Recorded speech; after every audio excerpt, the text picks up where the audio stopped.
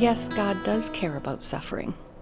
He identifies with us in our pain, in our wonder, in our questioning, and he does so in a very real presence of himself. I think that he does. He sends messengers to do his work for him. It's not that, we don't see him, we don't hear of him, and he doesn't care. It's not that at all. We've got people doing his work all over the planet, some notable and some, not so notable, but they're still doing all the same work. I don't know at the moment, but I don't think he does sometimes, honestly, because I'm not wrong as my husband, and he suffered enough. And I often wonder whether there was anybody up there. I think God cares about suffering more than we could possibly imagine. His son Jesus is described in scriptures as one who's acquainted with grief and suffering. He knows suffering even more intimately probably than we do. And when we suffer, he walks with us. He is with us in the middle of it. And I often think when I'm crying, he's probably crying alongside with me. I believe the Army serves suffering humanity simply because we know it is the right thing to do. We know that when we look at the example of Jesus Christ, that is exactly what Jesus did. He identified with the suffering and the oppressed, and he chose to place himself in the midst of it to bring hope. And I believe he calls Christians to do that. Why does the Army serves suffering humanity? Well, I think we follow Jesus' example.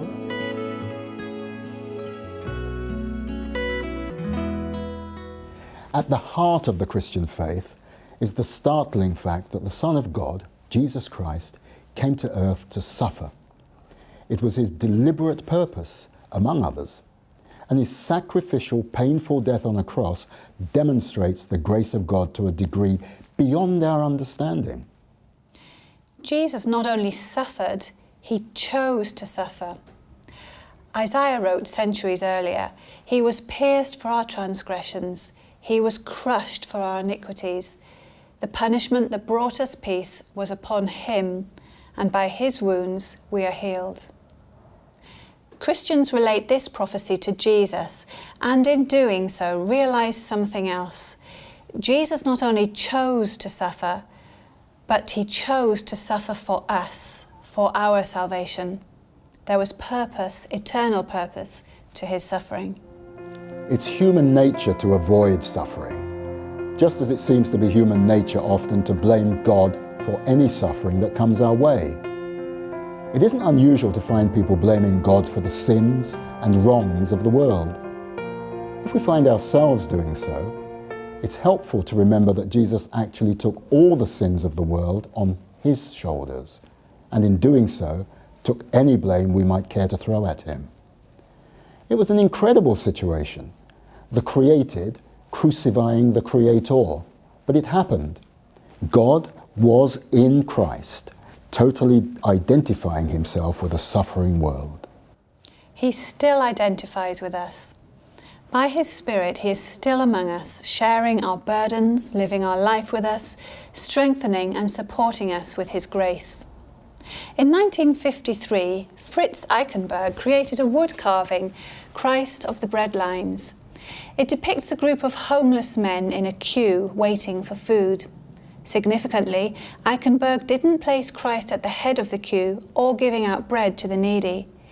He placed him in the centre of the queue, poor, vulnerable, dependent, totally identifying with those in need. He is still the same Christ today, always with us.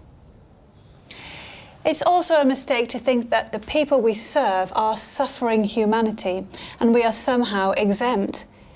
We each are part of suffering humanity. All of us encounter suffering. None of us is immune from being hurt. The Salvation Army has its programs to help people who suffer in particular ways, through addictions or homelessness, hunger or lack of love, for example. But we should never forget that the whole of creation suffers, including you and me. Life is not a competition to see who may become the best person or who can achieve the most. We are on earth to help one another without looking for reward or praise. And as we each make it our purpose to serve suffering humanity, God brings his healing grace to our lives too.